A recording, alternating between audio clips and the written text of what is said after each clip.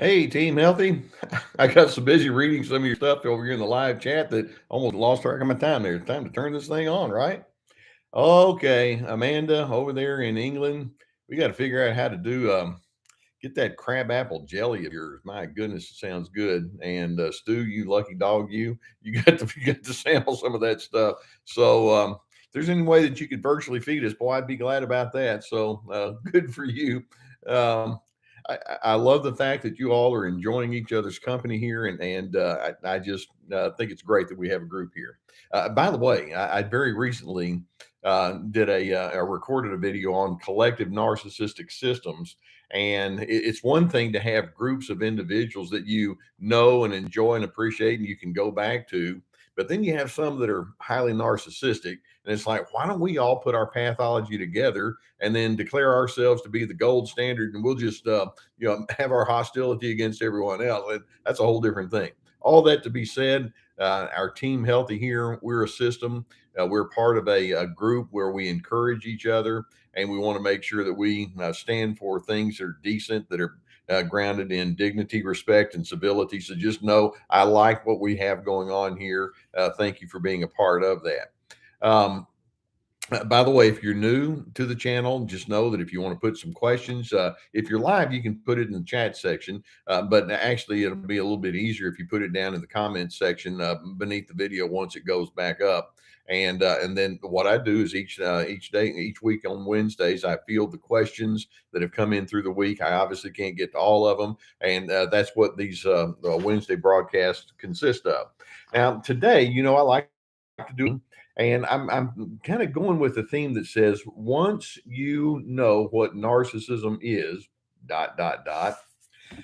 One of the things, obviously, that you have picked up on is I want to be a teacher. I want to be an educator. I want you to know and understand what this whole phenomenon of narcissism is, and it's not just a one-dimensional kind of thing. When we talk about narcissism, we're talking about a high need for control. We're talking about raw selfishness and entitlement. We're talking about individuals who are so into themselves that they're unable to tune into other individuals, low empathy. We're talking about the need to be superior, high defensiveness, making up their alternate reality, etc. And I'm hoping that through the cumulative effect of the videos and discussions, the webinars, and the courses that we have, that you're getting a pretty good idea of what you're dealing with. And if you're new, just join right in because we're going to help teach you. And it's going to be so essential for you to learn how to trust your intuitions. Now that you're learning more and more about this phenomenon, you're picking up on some things. It's like, wait just a minute. Isn't that what Dr. C's been talking about on those videos? Or I see this and it seems to have a connection to that self-absorption. What am I dealing with here? And it's interesting how our questions for today reflect your efforts and your willingness or desire to break down some of the patterns that you see in front of you to discern how it fits into the whole scheme of narcissism. So, with no further ado, let's just dive right into our first question for today. One person writes in, is the trait of a man quickly shutting down instead of calmly talking through an issue and going silent for a couple of days a sign of narcissistic behavior? Or is that just fairly common in general with men? And okay, I are a man. And so let's not just say all men are that way, because I think that's a little bit too much stereotyping. Although I'm guessing this is a woman that's writing this, it is a generalization that women can be more comfortable discussing personal and emotional issues than men as a general rule. Now, having said that, is this a sign when a man just quickly shuts down? You're wanting to talk things through with him, and then what he'll do is he'll ghost you for a couple of days. Is that a sign of narcissism? And the answer is yes.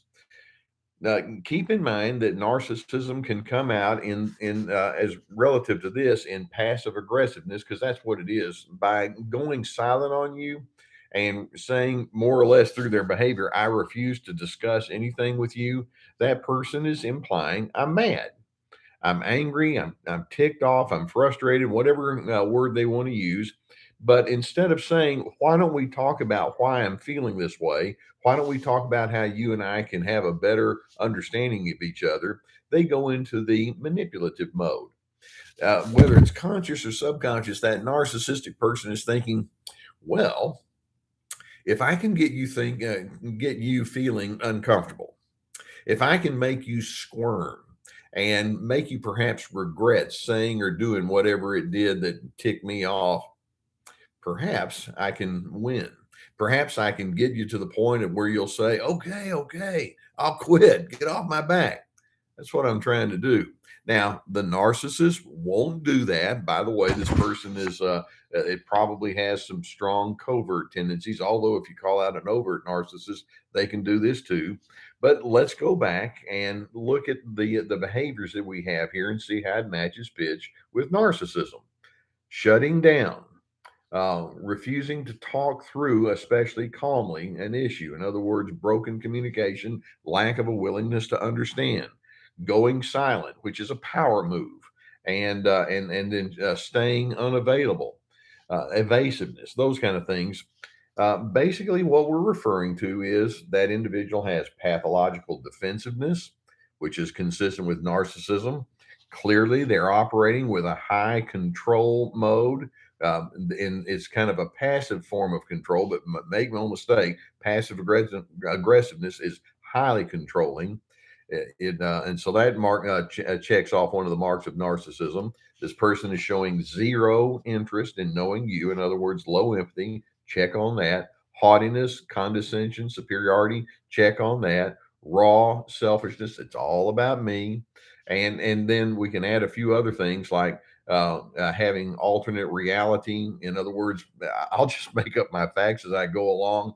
And I really don't want anybody to confuse me with the distorted way of thinking that I bring. When you see something simple like this person shutting down and refusing to engage with you on any kind of discussion like that, that's an indicator that says, I think I'm picking up on a pretty ugly red flag here. Trust your intuition. And it's fascinating to see that this whole pattern of narcissism is not inclined just toward one or two small little behaviors. There are so many ways that narcissism can manifest, and this person picked up on it. And the answer is yes, that's what you're dealing with. And proceed with that person knowing that you're dealing with somebody who's trying to exploit and use and invalidate you. That's their game. Okay. Now, another person asked a question, and this is of a very different nature. This person says, Dr. C, please talk about dealing with the death of a narcissistic mother parent. When my mother died, I fell into an 18-month depression. And I keep thinking about how I could have or should have been different.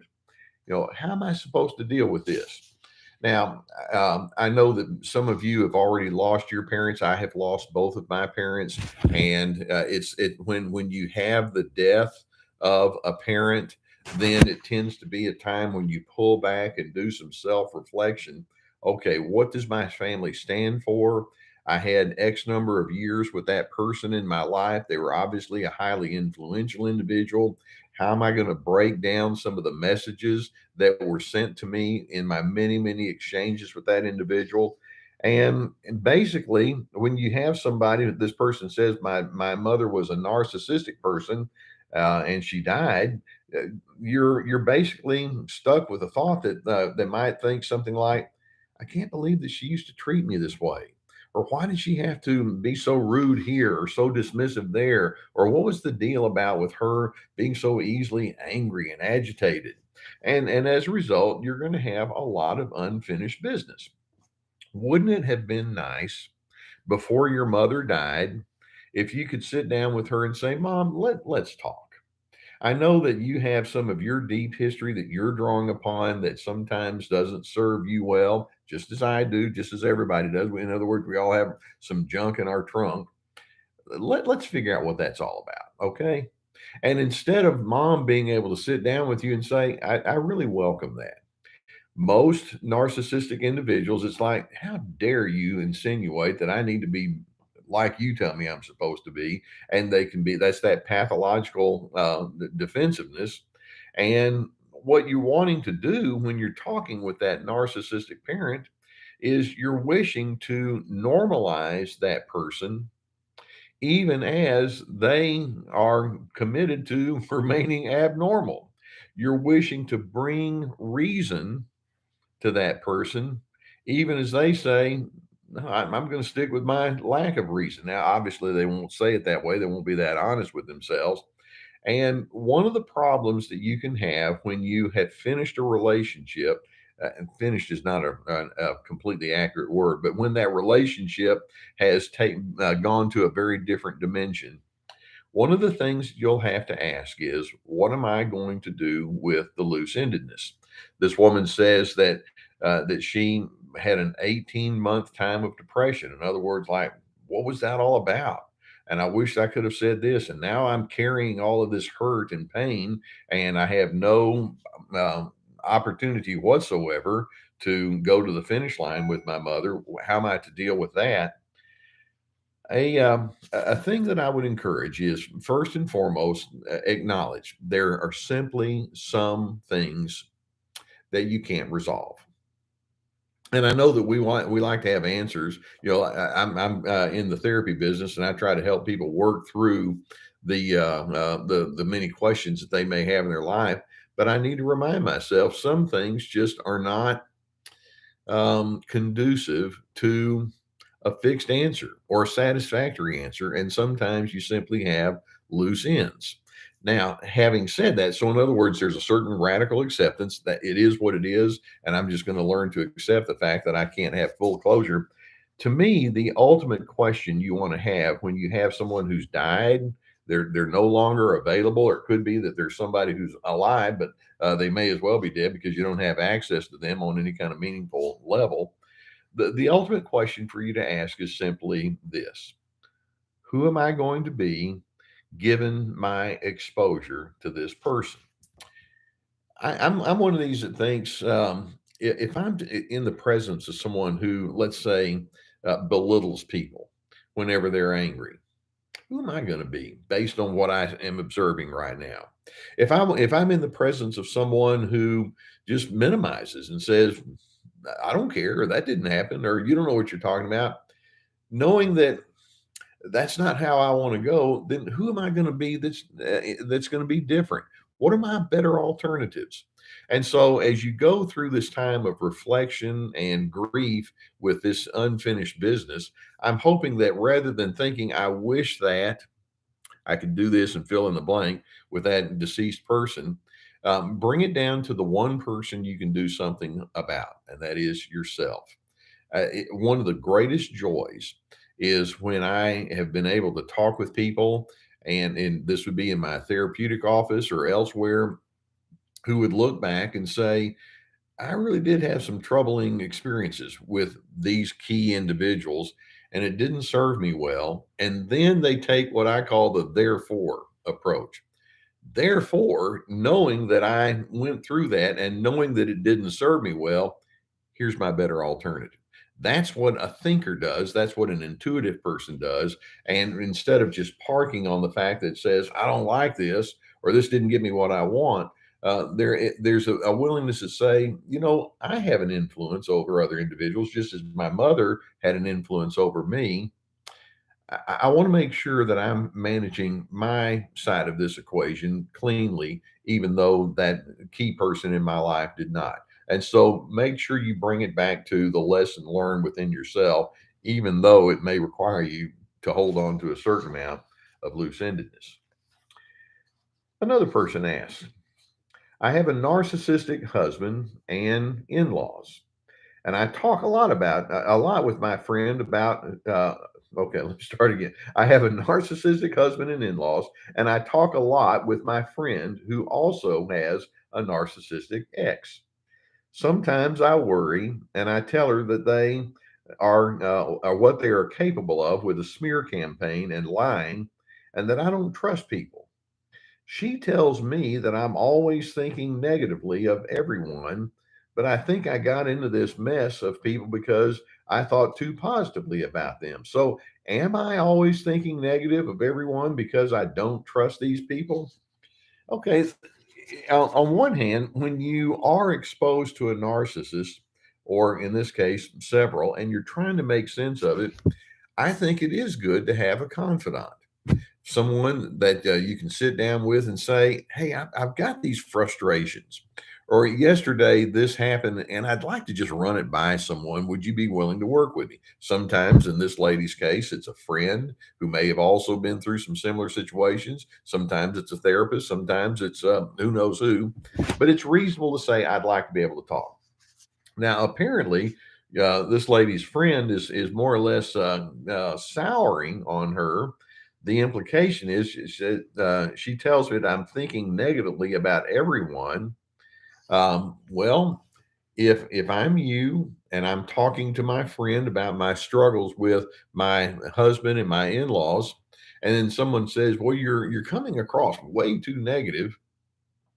All right, I'll listen to you. Help me understand what makes you say that. And if it turns into just a blanket dismissal of you, then that's not a friend you need to be talking with.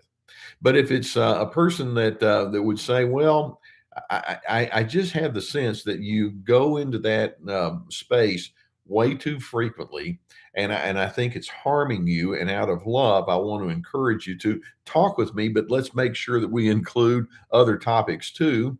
Then that's good feedback, and that's what good friends can do. So I think that this woman who's asking the question needs to ask, well, have I allowed myself to get too stuck in cynicism or in my concerns or worries? Am I holding on to grudges in such a way that's creating a real sour spirit on the inside of me? Have I fallen into what we would call a pattern of emotional paralysis? And if that's the case, then take your friend's words to heart. Or is it like, well, I don't think that I am way too overboard. I'm just trying to speak about my concerns with what I thought was a good friend, and maybe it's just more than that person can manage.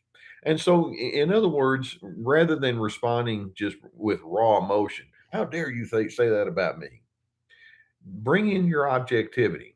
If there's something that your friend is saying that it may not sound very flattering, listen to it anyway. Break it down, think it through. If there's truth, good. I'm glad I have a friend who can talk that way. If it's not true, then proceed with the understanding that this may not be my ultimate safe person and I have to modulate my expectations for that relationship. But let's just say that if somebody has a perspective about you, let's not do what the narcissist does and says, who will say, "Hey, shut up, get out of here. I don't want to hear from you anyway." No empathy. Instead, be the kind of person that thinks it through, have self reflection, be honest about yourself, and then make your determinations based on what your best wisdom and discernment lead you to. And so that's your way of saying, I understand what narcissism is. And even if I'm in an awkward or uncomfortable conversation with a friend, I'm not going to go into their style of thinking. I'm going to be a pensive person. I am able to receive input, and then I'm also able to have my own sense of self trust. Okay, so that's hard, but just go ahead and consider something of that nature. Um, okay, this next one. This is a person who has indeed picked up on what narcissism is, and now she's calling out her husband. Okay, this person asked the question. A question I've asked and has never been answered, not by people like me, but by her husband, apparently. A question I've asked and has never been answered. How would you have felt if your father did to you what you have done to your children? What would that have been like for you? And then she goes on to say, I get no response ever. He looks at me like I spoke in a foreign language. Now, I do want to make one correction. Actually, you do get a response. He may not say a single word, but he's responding. Okay. In other words, there's no such thing as no communication. I may be mild with you on that one. So she is seeing this husband father who's being really rude or inappropriate with his own kids, with their kids. And so she's trying to bring a sense of perspective. Hey, I want you to think about this. you spoke words of insult, you spoke words of invalidation toward your own kids. What would it have been like if you were that same age, let's say 14 years old, and your father did the exact same thing to you? How would that have left you feeling? And then he's like, can't go there. And frankly, I think she's asking a pretty good question. I think we each need to learn how to put ourselves in someone else's shoes. For example, I've heard some people, let's say they're in traffic and someone is zipping in and out and just being a rude driver, and that person who has some good emotional maturity may say, I'm just going to assume that perhaps that person has some sort of emergency, or they don't know how to handle stress well, or they have their own control issues. I'm not the issue. And there are times when you can just pull back and say, I'm not going to take every single thing personally. In other words, it's called perspective. The same thing when you say, yeah, I want you to look at that child, and this child is not responding well to your words. I think it's good to ask, well, what might be going on in that person's life? How would it be like? What would it be like if you were the one who was on the receiving end of those very messages? Narcissists don't want to be challenged first and foremost because they have to be in control. It's so important for them to say, well, I'm the standard bearer, shut up. And then in addition, they have very low levels of insight. They also have very low levels of interest or curiosity about other individuals. And the fact that he refused to say anything out loud to you tells you pretty much everything you need to know about him. And that is, do not try to confuse me with truth. Do not bring wisdom to me. I will not change. And the real sad thing that we can say about a very high percentage of people who are caught in the narcissistic pattern is these people are inside cages of their own making. Their need to be in control is so strong. Their need to rationalize their anger and their inappropriate behavior is so powerful that when someone comes along and says, there's a different perspective, it's like, nope, I'm staying right here inside of my cage. I am tied down to my dysfunction. How about that? And you're over there thinking, you hear what you're just saying? Of course, they don't say that out loud, but do you realize how inappropriate that is? And the answer is nope. The only thing that is appropriate is me being me. And if you try to make me think that I treat my kids in a bad way, maybe you got a problem. I don't want to think.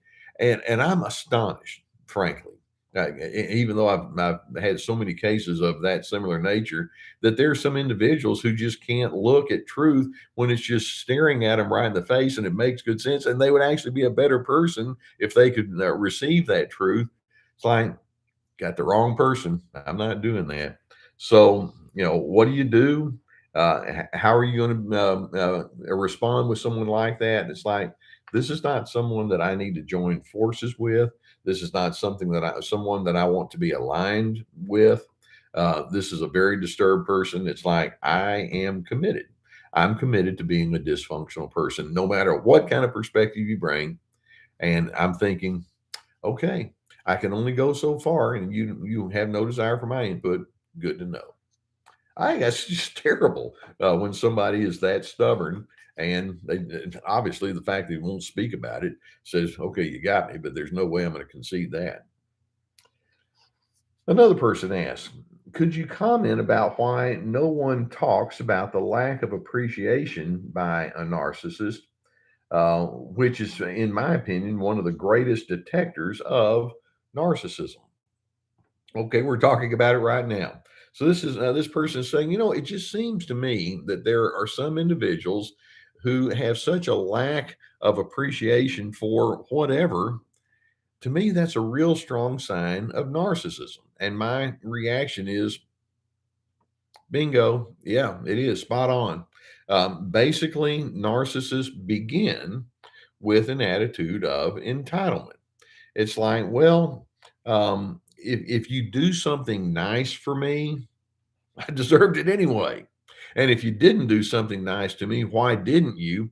And so rather than them saying, I really appreciate it when people say kind things to me, or when they're helpful, or when they're friendly, or when they give me, some good assistance on something, rather than saying, I'm very appreciative, it's like, well, I deserved it. And so there's such a sense of haughtiness that sure enough, just the fact that they have a very difficult time saying, I needed that, or thank you, or I've been looking for somebody to give me that encouragement. You're such a dear person. The implication is that that's the narcissism, and they're so stuck in their own need to be beyond, the need for those kind of encouraging words. It's like, nah, I don't need that. I mean, yeah, I want you to acquiesce to me, but I don't need to go into that space and show appreciation, say thank you. Who do you think you are? And they'll ascribe negative intentions from you. Oh, you want me to thank you? So in other words, you think that I'm supposed to be subordinate to you, and they think in those kind of terms. That's what we're dealing with when we're dealing with a narcissist. So, a small behavior like the inability to express appreciation can be a red flag that says, okay, there's something going on behind that. What is it? And then that's yet another way of that narcissist saying, I'm staying in my superior position. I don't get down and show thanks for someone that's beneath me like you. It's pretty sad, isn't it? But that's where they're coming from. Okay. Another person asks, "Did anyone?" Okay. It's like, am I the only one that's experienced this? This person says, "Has anyone ever had their partner walk into a room and say, with no signs, what are you angry about?" And then when you say, I'm not angry, they say, yes, you are, until you're in a fight with them and about how you're not angry. And then at this point, you're angry. Oh, and you probably know I've got a whole list of things over here that I want to make videos about. And one of them that I'm going to be making a video about is what we call narcissistic baiting. This person is being baited. So someone comes along and says, you seem to be kind of an angry person. Now, what are you angry about right now? And your comment is, well, I was just washing dishes, or I got off a phone call from a customer, or I was talking to this person about what we're going to do on Saturday. And it's like, nah, you're angry. You're just not telling me about it. No, I'm really not. And it's like, oh, yes, you are. Why do you keep asking me these questions? See, I know there it is right there. You're pretty agitated, aren't you? And then before you know it, it's like, I'm going to punch you in the nose. And the narcissist is over there saying, yeah, see, proves my point. And they love to play those games. It's part of their gaslighting. It's part of, and that's the baiting. And one of their favorite tactics is to see if they can bait you and to lure you into an agitated response and then flip it around, even though they set the whole thing up and say, look at how off base you are. This proves why I'm the superior one in this equation and you need to be under my control. That is their delusional thinking.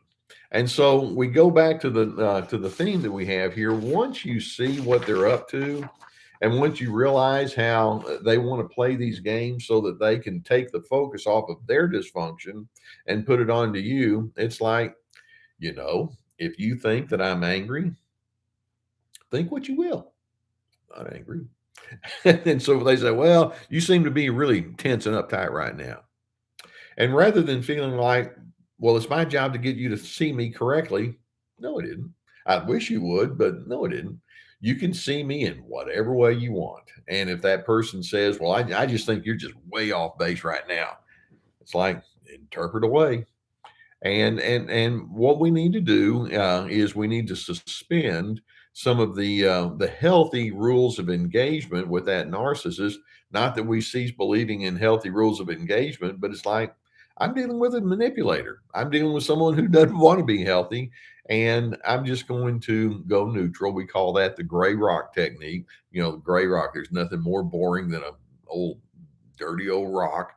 And I'm just going to give you boring responses. I know you think that way. I don't have anything new to say.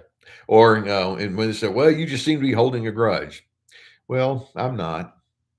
I don't have anything to add to that either, because the more you talk, then the more they're going to try to take whatever it is you say and then twist it to their advantage. Like, I'm onto your game. I see what your narcissism is, and that's yet another way that you illustrate your own self absorption and your twisted need to put other individuals in the inferior position underneath you. Nuts, isn't it? Okay, I don't mean to be too facetious, but I am kind of being. That's why a guy like me has job security. It's like they're out there, and they have such a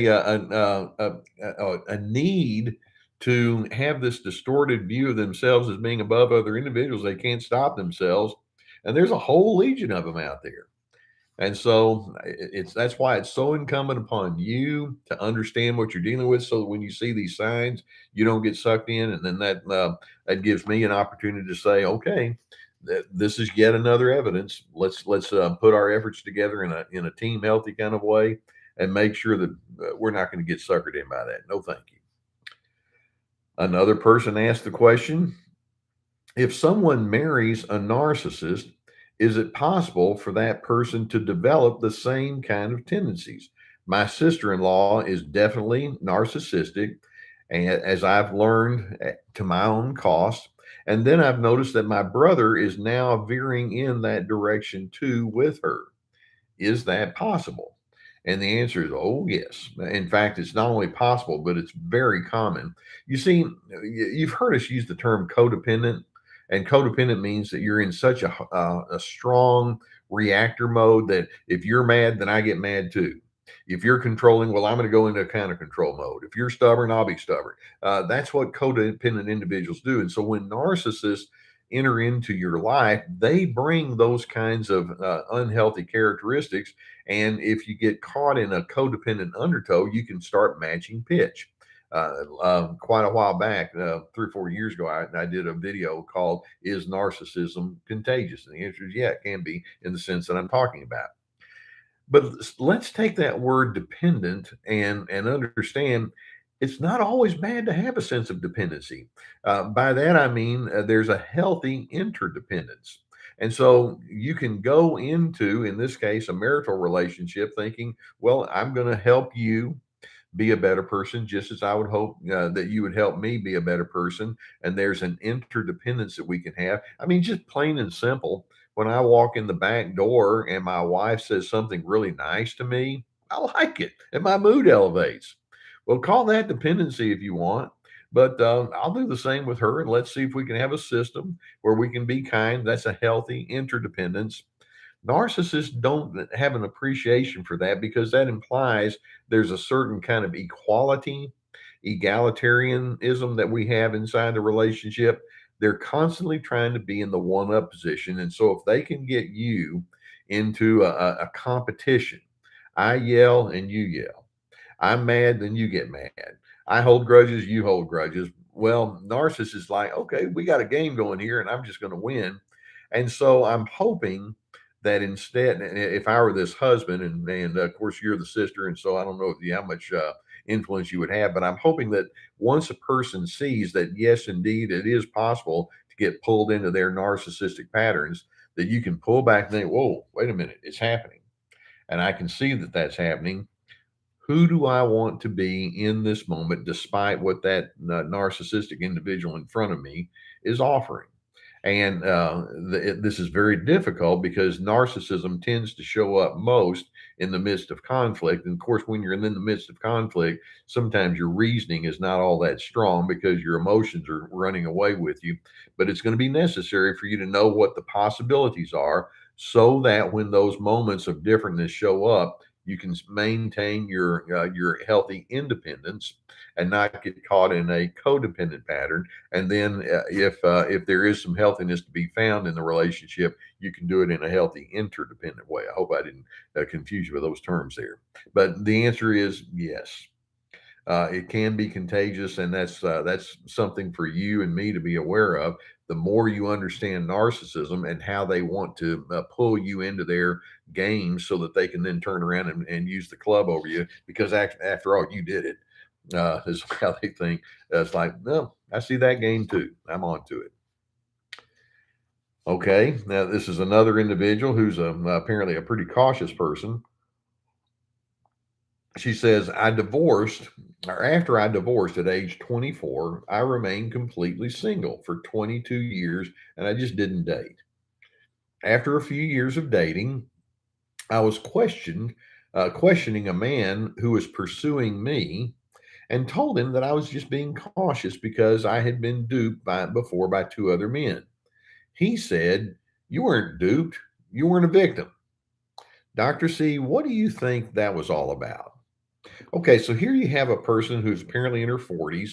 She was burned in her 20s, and I hope she's happily single. By the way, sometimes single people think, well, I need to be married to be happy. And sometimes married people think, well, I wish I could be single so I could be happy again. Singleness, married, you can still be a contented person. And so she's been living for a good bit of time without that partner, and she's dating someone. And so she decides to begin revealing some things about who she is, saying, I had a couple of guys that I thought might turn into something.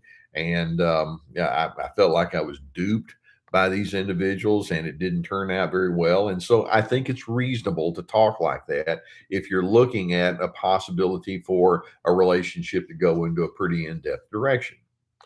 This guy turns around and says, you weren't duped, you're just being a victim. Now, to me, that's again, we go back to what are some of the signs of narcissism? Well, very close to the top of the list is an inability to empathize. That man could have sat down with you and said, I could tell that there's kind of a slowness that you have here. There's a caution, and I can certainly appreciate it. Given the fact that if you're in your mid 40s and you're dating, there's a high chances that whoever it is you're dating may have had their own history of broken relationships. Tell me about it. Let's talk and let's see if we can understand where we're each coming from so that we can know better how to engage with one another. That would have been the right response for this man to give you. But instead, he just kind of goes into well, what's your problem? Why are you griping? And what he's in essence saying without using words is, please don't expect me to be tuned into any kind of emotional needs that you have. I don't do emotional needs. And it's like, good to know. One of the things that narcissists are highly uncomfortable with is being sensitive. They don't want to be sensitive because that implies that they have to set aside their own agenda in the moment to tune into you. And it's like, no, it's about me having my agenda. And so that's exactly what he was saying. And I think your question, and I'm kind of guessing, I know where you're going on this one, is do I want to build a life with this kind of person? And the answer is no, which is why she's become so cautious. So yes, know that you picked up on a sign, yet another. And see, this is so fascinating because yeah, guys like me can talk in general about control and lack of empathy and all, but the questions that you're sending to me here show this is an illustration of how this plays out. And so many of you have your own unique set of circumstances, and the more you see the core ingredients, then you can plug them into specific scenarios. So that's good for you that you're thinking like that. Okay, here we have another one. Can you explain how, if a narcissist is supposedly incapable of controlling their bad behavior, how then can they regulate it for long periods of time when it suits them, specifically their public face? For instance, when they meet someone new and they turn on that saccharine charm, they become the most thoughtful and considerate contributing person ever. So, in other words, you say that narcissists don't have control over their own bad behavior, but this is highly controlling. They're controlling it, they're containing it. Well, um, I understand what you're saying because there is a certain amount of self restraint, but that kind of control, when they're restraining themselves, trying to create this, what you say, saccharine charm, it's part of a manipulation scheme. And eventually they can't sustain it. And so it's only control for the purpose of manipulating someone. And that being the case, it's phony. It's not something that they can sustain. It's not something that's going to last for any kind of length of time. To me, what you want to see is a person who wants to have self control is doing so for the purpose of pursuing higher priorities. Uh, for example, let's suppose that somebody's annoying me, and the narcissistic response can be, well, I still want to control this person, and so I'll do whatever I need to right now to contain myself. But I'm gonna, I need to be in charge of them, and so by me coming across as the helpful person, all like that, maybe I can get somewhere. Well, that's not a higher priority. That's just them going down to the low level of saying, I need to keep my inroad. But if somebody's complaining to me and I say to myself, I don't want to get caught up in agitation and irritability, I still hold on to respect. I want to be known as a patient person. I want to be known as someone who has boundaries.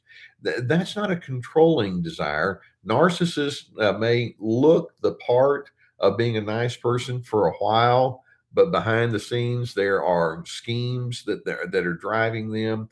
So be aware that what you see on the surface isn't always what's going on behind the scenes.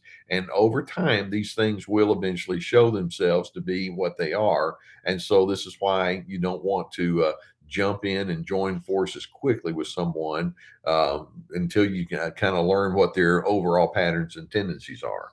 Um, Narcissists are chameleons, and especially as they're getting to know people, they love to turn on that charm. And your task is to say, "I like charming people," until I figure out that it's all part of them trying to exploit.